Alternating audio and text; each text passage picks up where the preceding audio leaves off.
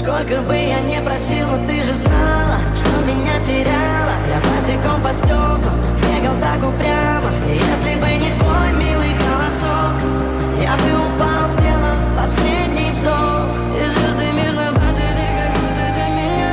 Я каждый раз загадывал тебя не потерять, но больше не могу, я просто...